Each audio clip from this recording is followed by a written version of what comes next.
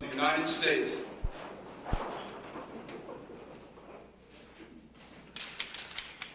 Welcome to the East Room.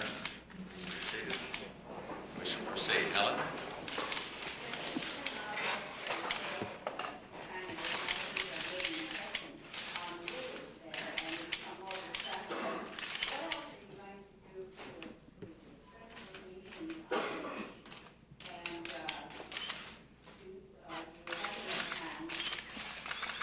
Helen, I think that the position we took, aiming not at the Chinese people, but at the military arrangements, was well received around the world and was followed by many countries.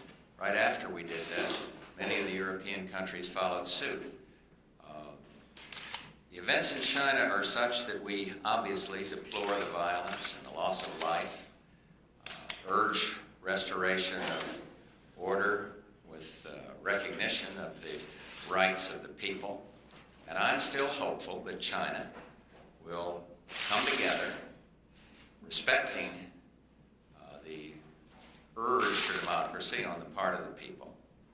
And what we will do in the future, I will announce at appropriate times. But right now, we are engaged in diplomatic efforts, and other countries are doing the same thing. And let's hope that it does have a ameliorating effect on the situation.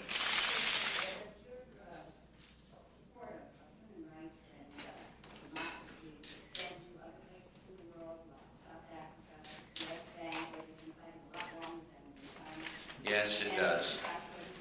It certainly does. Concern is universal, and that's what I want the Chinese leaders to understand. You see, we've taken this action. I am one who lived in China. I understand the importance of the relationship with the Chinese people and with the government. It is in the interest of the United States to have good relations, but because of the question that you properly raised, we have to speak out in favor of human rights. And we aren't going to remake the world, but we should stand for something. And there's no question in the minds of these students that the United States is standing in their corners. I'll tell you a little anecdote. When our cars went out to the university to pick up some of the students and bring them out, they were met by universal applause. And then the students in this country have been quite supportive of the steps that I have taken. We had a few into the Oval Office the other day, and I must say my heart goes out to them. They cannot talk to their families, and it's very difficult. But yes, the United States must stand wherever, in whatever country, universally for human rights. And let me say, you mentioned South Africa. Absolutely.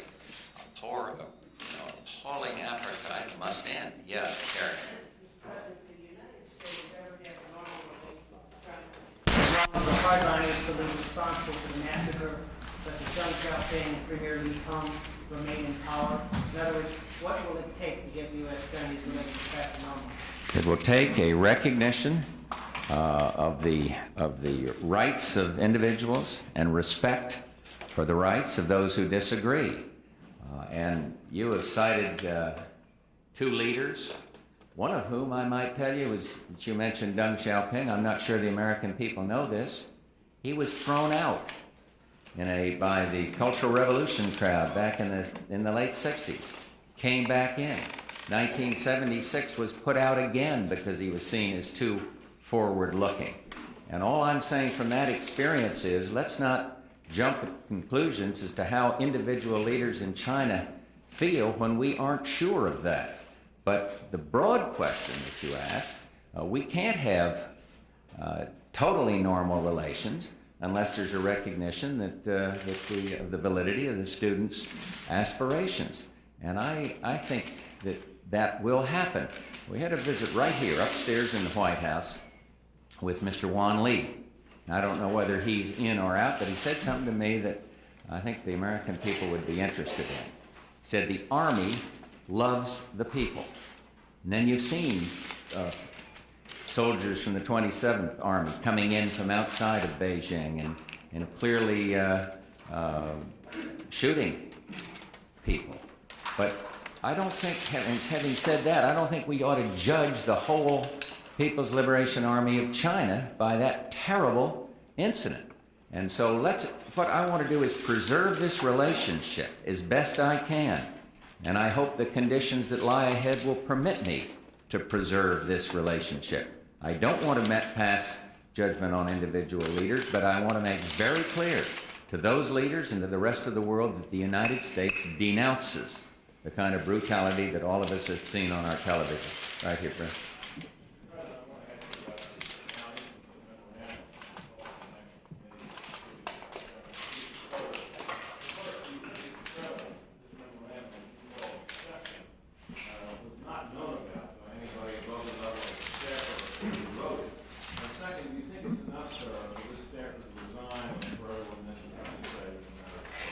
Well, in the first place, I have great respect for Tom Foley, and he's the one that says the matter should be closed, and he's right. And let me just repeat, it was disgusting, and I hope it's against everything that I have tried to stand for in political life. But I discussed that matter with Lee Atwater. He looked me right in the eye and said he did not know about it. He moved promptly to remove the person that did know about it, and so I accept that. But I think that Speaker Foley, a most honorable man who obviously was done a terrible ill service to by this, is correct when he says, let's get it behind us. And I'd like to shift the gears and move into ethics legislation all the time, being sure we try to avoid this kind of ugliness on either side. Just a follow-up question? No, yeah.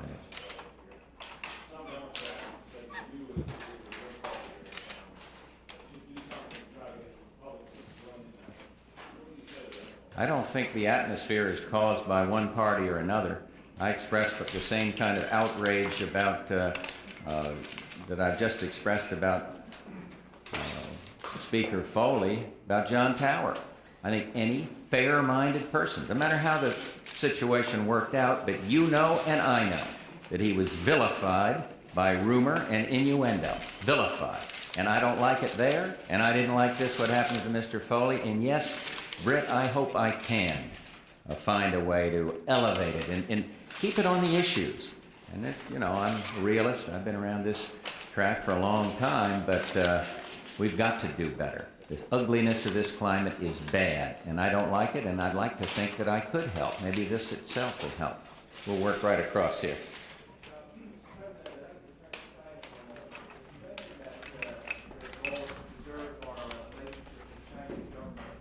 What do you say to the American people who might wonder why we are not more forceful in being the world's leading advocate of democracy, and are we not living up to that responsibility? Well, some have suggested, for example, to show our forcefulness that I bring the American ambassador back. I disagree with that 180 degrees. And we've seen in the last few days a very good reason to have him there. In fact, one of your colleagues, Richard Roth of CBS, was released partially because of the work of our embassy, of Jim Lilly, our very able ambassador. Some have suggested, well, you got to go full sanctions on the economic side. I don't want to cut off grain, and we've just sold grain to the People's Republic of China. I think that would be counterproductive and would hurt the people. What I do want to do is take whatever steps are most likely to demonstrate the concern that America feels. And I think I've done that, and I'll be looking for other ways to do it if we possibly can. Yeah. Mr. President, Chinese dissident Fang Lizhor has taken refuge in the U.S. Embassy, apparently fearing for his own safety. The Chinese government has called that a wanton interference in internal affairs and a violation of international law. What is your reaction to that, and will the United States grant Fang political asylum? First, let me remind the audience here that we do not discuss asylum. It's almost like a public discussion of intelligence matters. But in terms of your question, we have acted in compliance with the international law as an extraordinary measure for humanitarian reasons. His personal safety is involved here, he felt. And then we try, historically, to work these things out in consultation with the sovereign state. So we are not violating international law, in the opinion of our attorneys, and it's awful hard. It is awful hard for the United States when a man presents himself, a person who is a dissident, and says that his life is threatened, to turn him back. And that isn't one of the premises upon which the United States was founded. So we have a difference with them on that, you're right, but I hope it can be resolved. Yeah. Mr. President, the Supreme Court reversed an 18-year ban for fair employment decision. Under the old standard, employers have justified as legitimate practices that excluded women and minorities. The court's decision is diverging proof on the plaintiff. So the practices that are challenging are not legitimate. Children like that would say that the decision makes it much more difficult for women and minorities to challenge practices that exclude them. Do you support efforts to restore the old standard? I have not yet received the memo from the General Counsel on this decision, and thus I really have to defer. I wish I could tell you, but I am one who when the Supreme Court makes a ruling, figures that the President of the United States must adhere by the law, is determined. But we're getting that analyzed, and then sometimes you can take remedy in suggested legislation. Right there in the middle.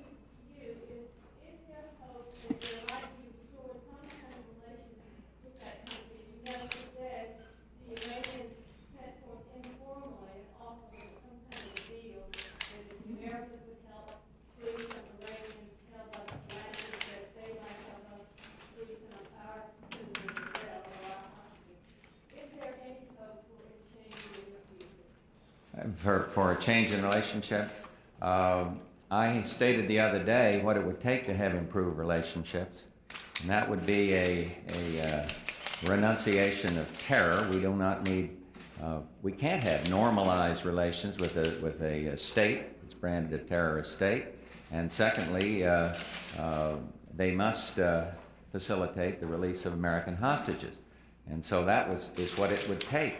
And there was a case a while back on where Iran asked for information regarding their hostages, never accused us properly so of holding people hostage or in any way condoning that. We condemn it. And so, and we've supplied them information. But it's going to take a change in behavior. We don't mind name calling. They keep calling us the great Satan. That doesn't bother us. Sticks and stones. Remember the old adage, will hurt your bones. The names don't hurt you, but performance is what we're looking for. And I don't see so far any sign of change. I held out the olive branch at my speech, inauguration speech, and I said, look, we want better relations with Iran. I remember when we had good relations. We like the Iranian people. We have a lot of Iranians living in this country. But we can't, and I said, look, if you want better relations, do what's right. Do what's right by people that are held against their will, and we've seen no movement. I would repeat that offer tonight. Yeah. Second.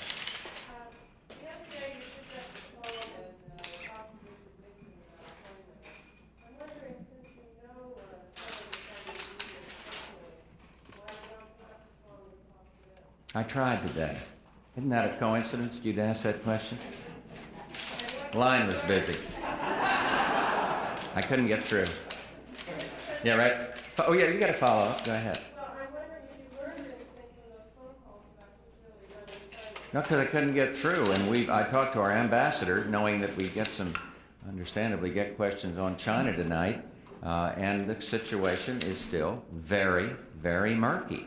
And that's the way it's been. I remember, Johanna, being in China when the way we tell who was winning and who was losing, who was up and who was down, we send people out around town to count the red flag limousines.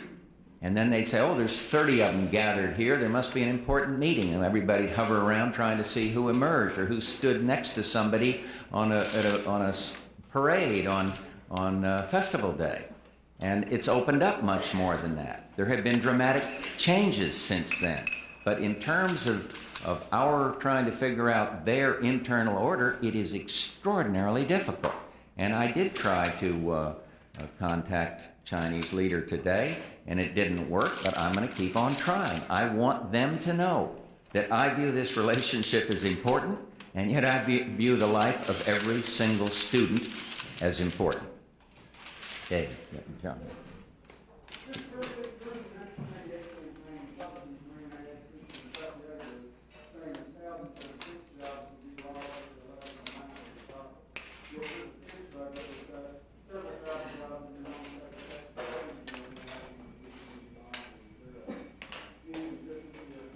None whatsoever. None whatsoever. You want to follow up? Go ahead.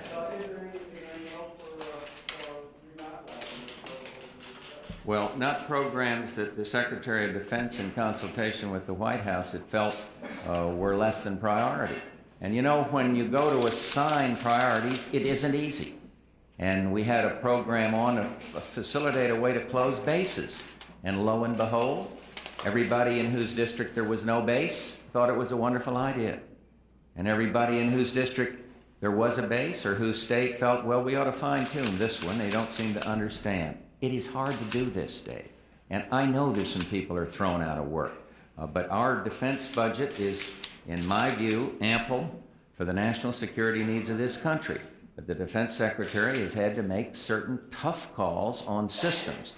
And yes, some people have been thrown out of work, but if this economy keeps moving, I expect they'll find work, because we do have a strong level of defense spending. Charles, and then these three will cross here. Earlier, sir, you made reference to some South Bank, suggesting that he may, I read you right, not necessarily a responsible for the act, that he was a former, white actor. What were you trying to say? I was trying to say that I don't know. And I'm trying to say you don't know. And he doesn't know, and she doesn't know, and nobody knows outside. And that's the way the Chinese system works. So for us to read every day some new name out there, it just isn't right. And I don't want to misrepresent this to the American people. But what I do know is that there's events over there that doesn't matter who's in charge, we condemn. And there's a relationship over there that is fundamentally important to the United States that I want to see preserved. And so I'm trying to find a proper, prudent balance, not listening to the extremes. It says, take your ambassador out, cut off all food to the Chinese people so you show that you're concerned. And I think we found a proper avenue there, but I cannot, and you ask a good question, I simply cannot tell you with authority who is calling the shots there today. Let me follow by asking you this then. When you were in China earlier in the year, you met with the Khan. I believe you told him that China was exempted from your policy review because you knew China, you understood China. Have you been let down personally? Have you been misled in any way? I feel a certain sense of personal disappointment, but they weren't exempt from the norms of behavior that are accepted internationally in terms of armed people don't shoot down unarmed students. Nobody suggested that. There was an interesting point in there, and I don't want to delve into the detail of private conversations, but one of the Chinese leader, very prominent name, told me, we want change, but people have to understand it's very complicated here, how fast we move on these reforms. We've come a long way, and indeed they did move dramatically faster on economic reforms than I think any of us in this room would have thought possible. But what hasn't caught up is the political reforms, and reforms in terms of freedom, expression. The freedom of press caught up a little bit, but it hadn't gone obviously near far enough, and now there's martial law and censorship. But we were cautioned on that visit about how fast China could move. Some of it was economic, and clearly some of the message had to do with how fast they could move politically. Yeah.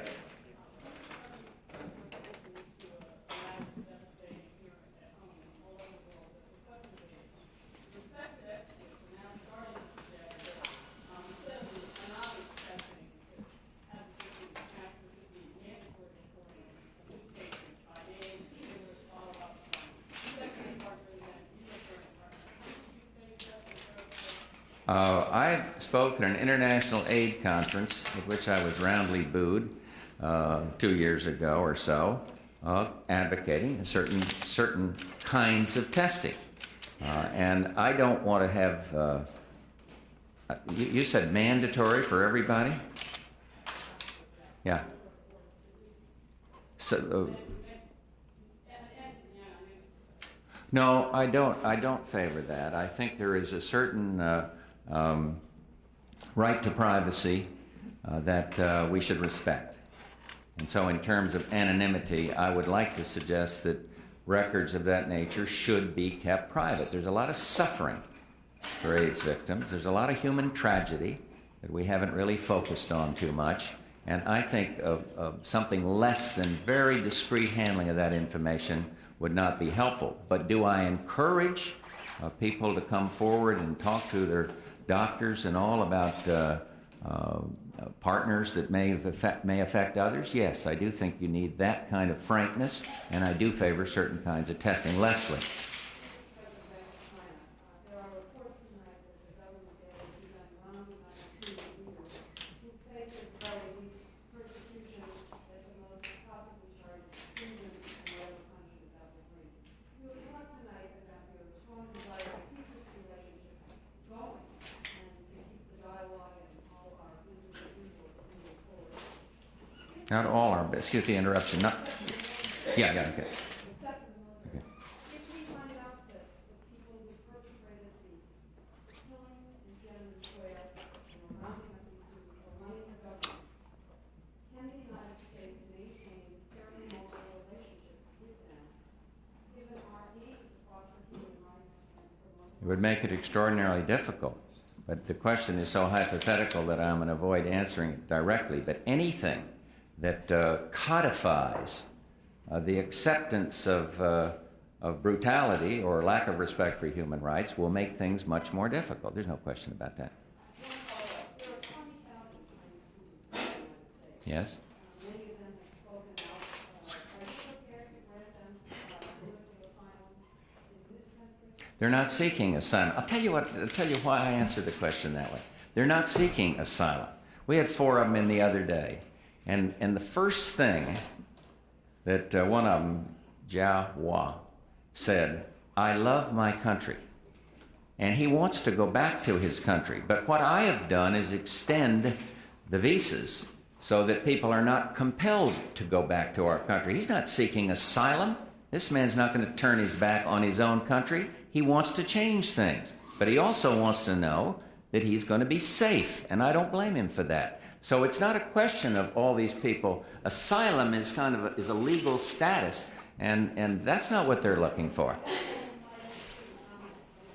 It's appalling. And so I would simply say that what we've already done would say to these people, you don't have to go back. But I'm not going to ask them to turn down the flag that they love and turn their back on China. These are patriotic young people who fear because of seeing their own brothers and sisters gunned down. But they're not seeking asylum. They don't want to flee China. They want to help change China. Yeah, these two in here. Yes, sir. Yeah.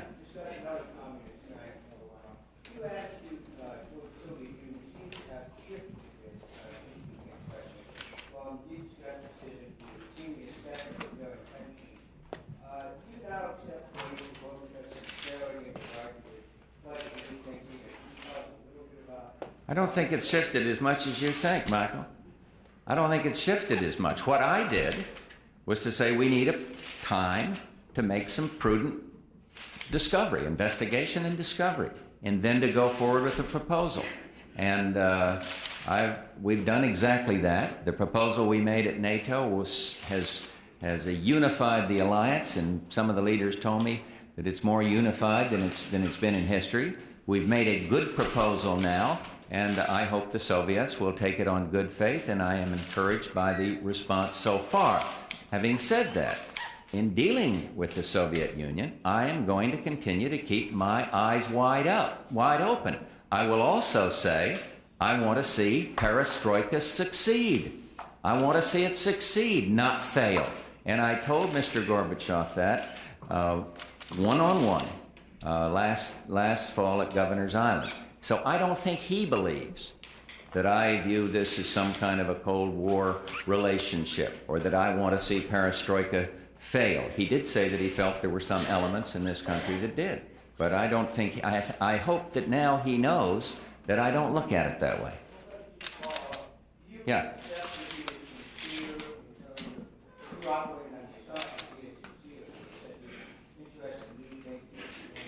He's already demonstrated that he's interested in new thinking. Who would have thought that we would sit here and on television see a relatively lively debate? It's nothing like our Congress, but inside it had some similar aspects to it. And so I think he has already demonstrated his commitment to change and to reform.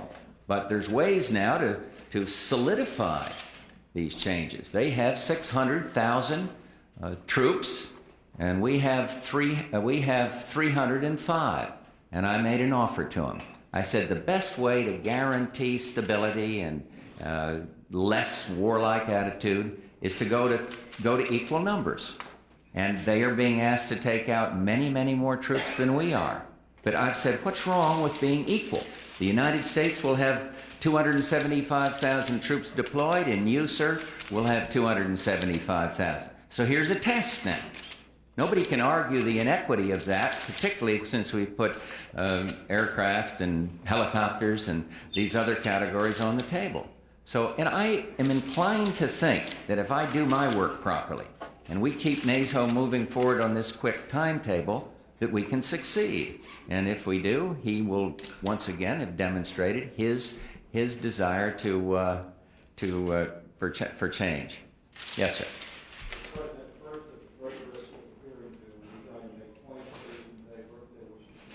You've made them. She asked not to be reminded of her birthday, but she's doing very well, and thank you. And if I could editorialize here 1 minute, there have been a lot of expressions unrelated to her birthday about her health. And may I say that we have been very moved by that, and that she is doing just fine. And I think her doctors would say the same thing. She's got this Graves' disease under control. Please excuse the personal interruption there.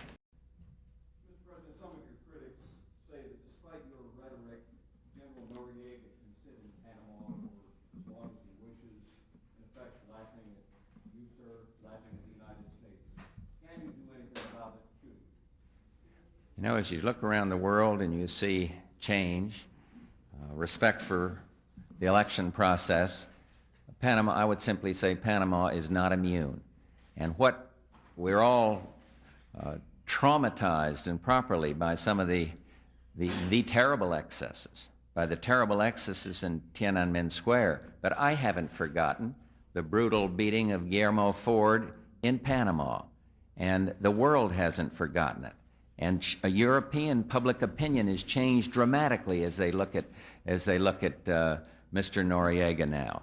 And it is my fervent hope that the OAS will stay with the Organization of American States, will stay with their mission, and will keep working on their mandate until Mr. Noriega leaves. And let me repeat an important point here.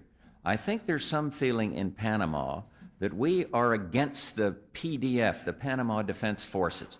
We have no argument with the PDF.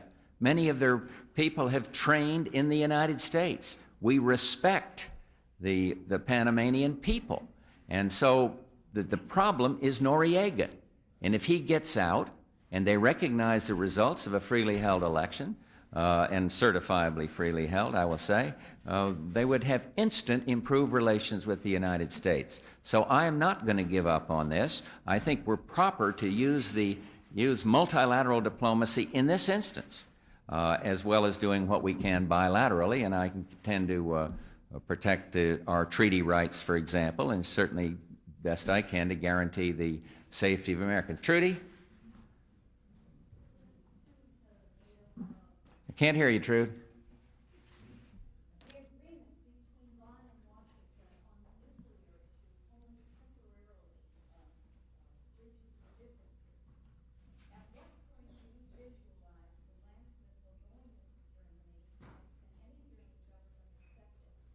Well, that matter has been properly deferred under the agreement at NATO. Research can go forward, but the deployment matter has been properly deferred.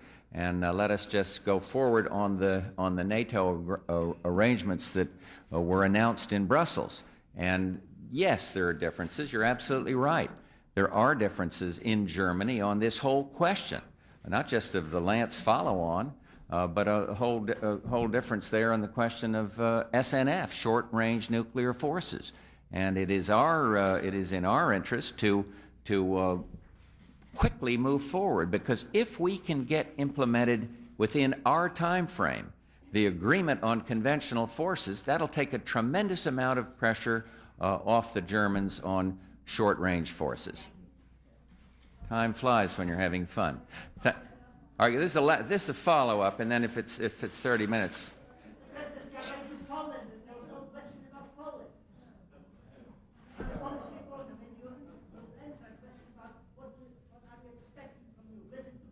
She's got a follow-up. You misunderstood. She got a follow-up question here.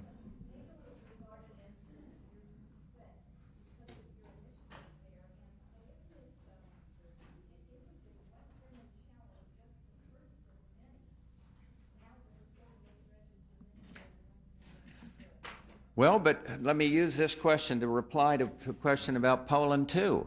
There will be new challenges for NATO as the level of concern about armed conflict reduces. I will keep reminding our friends, and they will keep reminding me, that we must keep whatever force is required to deter war. But part of what's happening, and I'm glad the gentleman raised Poland, is this quest for democracy in Poland.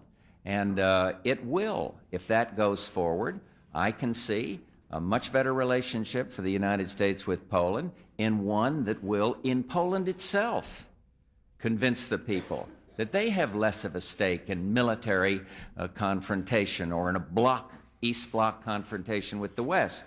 So it is fascinating, the change that is going on there.